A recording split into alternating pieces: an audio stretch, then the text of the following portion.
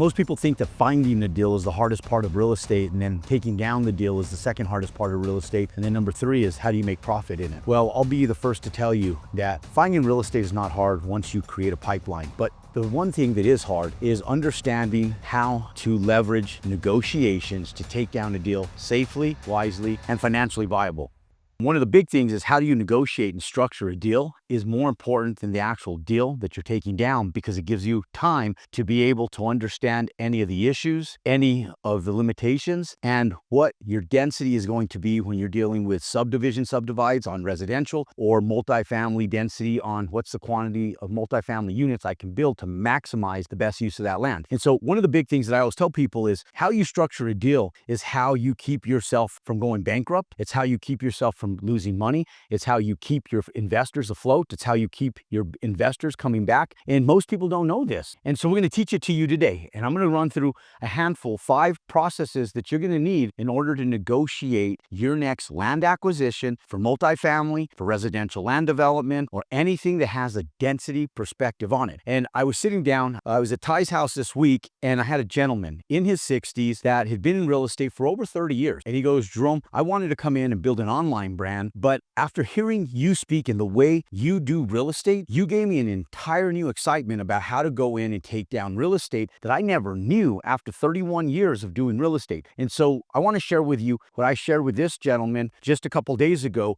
that really changed the needle marker for him. And the first question that he probed me with, he said, Jerome, how do you deal with going in and when the city or municipality fights with you and you spend 2 years fighting with the municipality? And I said, I don't fight with the municipality. The first thing that I do when I first look at a deal is I go in and I sit down with the economic development team, or I sit down with the progressive planners, the people that plan the city growth. Every city across the United States, every county across the United States has a business model where they're expecting growth in their city. And if they don't do business there anyways, because if they don't expect to grow, you shouldn't be in there doing business. So any growing city has a perspective on how they're going to grow, and they have a plan on that. And so the economic development team's involved, and so is the planners, the city planners. And so when you call them, they'll sit down with you. When you tell them, look, I have this specific piece of land that I want to talk to you about. And all you do is send a screenshot of Google Earth to them, the parcel number, the address of that lot, and you set up a meeting. And the first thing that you do before you even put in an offer, as you're doing your initial due diligence, is the city going to even support what I want to do? But most people are self-righteous. They want to do it themselves. So they're sitting back going, can I get what I want? And it's the first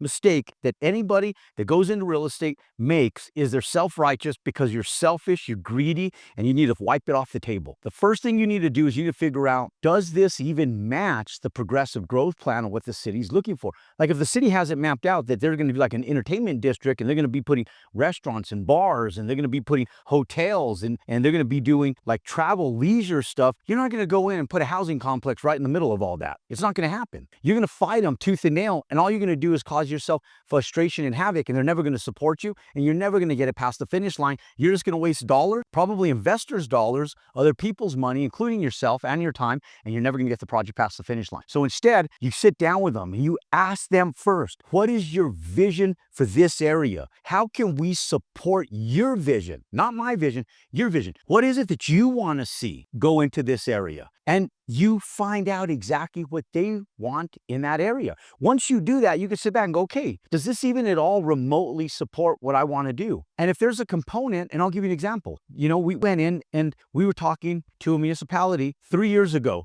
and it was during COVID. It was actually probably 4 years ago. And it was right in the middle of the pandemic. And we asked them, they said, you know, we just got grant dollars to build a park. And this whole section over here is going to be a park. And in fact, we're so excited about this park. All we want is, we want development that goes along the corridor of this park to be able to give their residents access to this park, because we're proud of this park that we're doing. And we said, well, how can we partake in that? Like, what can we do? And they, well, if you just put a gate in the back of your property that has steps that goes down to your property line, we'll pick up the steps from the property line on out, but we want your residents to be able to come out. We want to embrace this park that we just got funding for of 5 million, 6 million, whatever they had gotten their funding for. And we're like, easy. And we're like, okay, perfect. And then we actually even turned around and asked them, look, is there any grant money available that we can use for off-site improvements that we can also help support your park. So not only did we go in and we supported them with a gate that cost us less than $1,000 on a $31 million development, all we did is we asked them and they put us in contact with the person at that municipality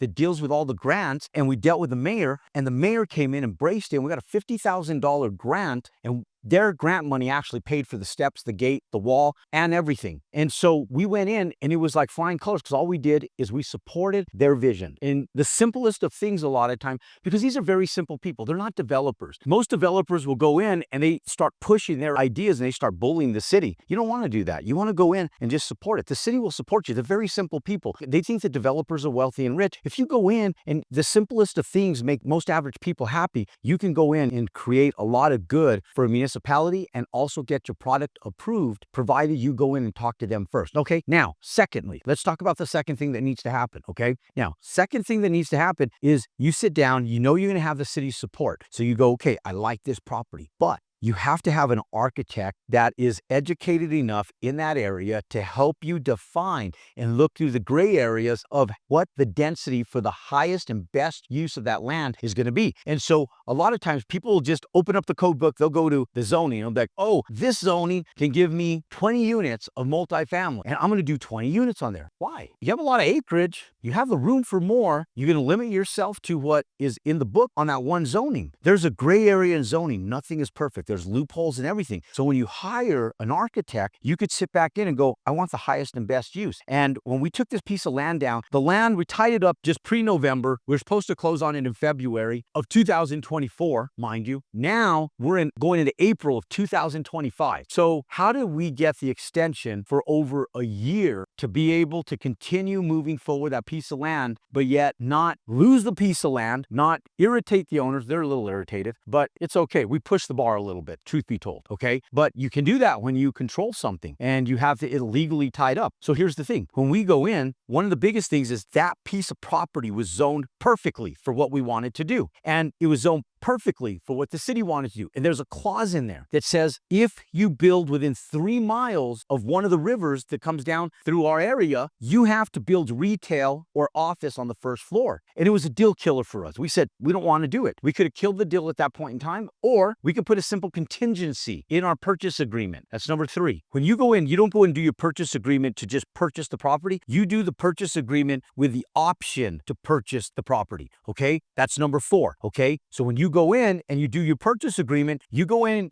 and you write a contingency, okay? 1, you're going to do an option to buy. Now, this option is based on the contingencies, a certain density, and 2, approvals, okay? These 2 things right here, guys, density and approvals, okay? So it's a purchase agreement. You're going to buy that property, provided that these 2 contingencies right here get met. I get the density that I want, and I get the approvals that I need, okay? Those 2 things. Otherwise, why would you buy the property? Why would you go in and buy the property if you can't get the density that you need to make it pencil financially? And why would you go and buy the property if you couldn't get the approvals that you need to be able to make the project work? Because otherwise the land is absolutely worthless. Like if you're going to do a subdivision and you have to get a minimum of 10 lots on that subdivision to afford to put the roadways in, to put the utilities, the water, the sewer, and the electric, why would you buy it if you get less than 10 units is the big question, okay? Like that's the magic number, like 10 units is my minimum. If I needed 20 units of apartments to make it pencil for the price of the land in order to pay for the infrastructure, the construction, to make a return on investment that made sense for your business, that keeps your business afloat, financially viable and lucrative, why would you buy it? Now, we don't go and execute with our minimum. We execute with our maximum. Those are our minimum requirements. So we went in and did is we said, hey, we need a minimum density of 150 units of apartments. So we went after 178, we landed up with 171. So did we hit our density? The answer is yes, but it was only zoned to be able to do 135 units the way we had it. So when we went in, we said, we need approval and we need to find a way to push 150 units, not the 135, because it doesn't pencil as well with 135 because of the roadways that we had to put in off this very busy intersection. So when we go in, we wrote 2 clauses. We wrote a contingency saying, hey, we need 150 units and we need municipal approval to approve that many units. And if I don't have municipal approval to approve that many units, deal's done, deal's dead, okay? But we're committed, okay? We're committed. So step number 5 is setting the negotiation where you're committed. Ladies and gentlemen, look, this isn't a one-way street. You can't date for 15 years to somebody who wanted to get married 10 years ago. They're going to leave you. So you have to make a commitment, okay? Most people on this earth don't want to make a commitment. You have to make a commitment. And so when we go in and we can negotiate, we put our money where our mouth is. We say, this is a big acquisition, guys. Most of you guys aren't going to be taking down this type of acquisition, but you have to take it down like a grain of salt. So most people will put $1,000, $2,000, $3,000 on an acre, a half an acre, whatever it is. We happen to put down $50,000, okay? Are we committed? Are we committed? $50,000, okay? This is our earnest money in escrow. Now, what we said is we're going to go in. We have 60 days worth of due diligence to see if this is even possible, okay? If at the end of 60 days, we find out it's not possible, we're just going to go ahead and get our money back, okay? But after 60 days, provided that it's approved, we're going to go hard on that money. It's going to be non-refundable. It's yours. It's your money. And now we're going to have another 60 days to close on the property because we need time to do stuff, right? All the municipal stuff that we're working on. Now, what will end up happening is we put the contingency, and here's the trick. You put the contingency not just on the purchase, but also on the due diligence. And so when we got to 60 days and we still didn't have physical approval, we went back in and we said, hey, Mr. Broker, you need to talk to the sellers. We're not fully approved yet. And based on our purchase agreement, we have the ability to extend our due diligence. So we took our due diligence all the way from February and we extended it twice, went all the way to the end of July of 2024, okay? And so when we did this, we were able to have November, December, January, February, March, April, May, June, July. We had almost 9 months to be able to go in and get approvals before our money even ever went hard. So we were already the vast majority of the way through our entitlements before we actually went hard on the money. Then we had our signatures and we went hard on our $50,000 and we told them, look, out of the grace of God, we thank you guys. We'll give you another $50,000 in escrow, but this is refundable. This looks good because now we're committed $100,000 on a $1.8 million piece of land. But we're only $100,000 out. $50,000 of it's not ours anymore. It belongs to the seller. But now we just bought time with zero interest payments, zero liability, and without stressing ourselves out. Now we know we have approval. But we also have an entitlement approval that we got approval for the density, but we didn't get permit ready and we didn't get approval for the actual build. We need site plan approval. So now we were able to go and get our density approval. We know we can build 171 units. And we've known that for a long time. But now we have to go in and we have to get the approvals of the city, the fire department, public works. We put all municipal approvals. That's the fire marshal, that's economic development, that's public works, that's building and zoning, all municipal approvals, all. And so once we go in, we had roadway issues. The roadway issues were not that bad, but we made them that bad because it bought us time. And we did want them resolved. We had verbal negotiations that we knew we could move forward with, but we wanted affirmation signatures because what happens if the governing body changes? What happens if the mayor leaves? What happens if you're right in the middle of your zone change and all of a sudden you have verbal affirmation and Trump walks into office and fires all of Biden's administrations and they shit can the whole deal? What happens? You know, good or bad, like them or hate them, they have a different agenda. Then what happens? You're stuck in a deal, okay? So I want all municipal approvals, all. So that way I have a stamp of approval, because once it's approved, it's approved. Doesn't matter who comes back in office, it's already approved. Now you can go in and you start building. So that bought us from July, August, September, October, November, January, February, March, April, another 9 months. So we took a 4-month closing to an 18-month closing based on contingencies of approval for all municipal approvals. Look, ladies and gentlemen, you want to de-risk a project? You got to buy time. Time is more valuable than the money you pay for it. Most people sit back and they'll sit out, they'll win the battle, but they'll lose the war. Meaning, you'll sit back on a $1.8 million piece of land and they wanted $2.2 million. We already negotiated down to 1.8. I wanted to get it for 1.5 million, but then when I started pushing the bar, I said, okay, have your 1.8. And I do this a lot because there's two things you can negotiate. You can negotiate your price or you can negotiate terms. When you go negotiate terms, you control your pricing because you can exhaust $300,000 in a project that never gets off the ground. And what's worse, wasting $300,000 or investing $300,000 into a viable project? And that's the question you have to ask yourself, is that sometimes paying a little bit more to be able to get the leverage you need to negotiate terms over price, you can make a project pencil. And when you're talking about going in and building a $45 million development, most of you guys won't be building that. If $300,000 is the make or break on that project, it wasn't a good project anyway. So when you go in and if you're negotiating a $300,000 piece of land and if $5,000 is the make or break on that project, you shouldn't be buying the piece of land anyways, is what I'm saying. And so don't go in and win the battle. I want my $5,000, but then you go in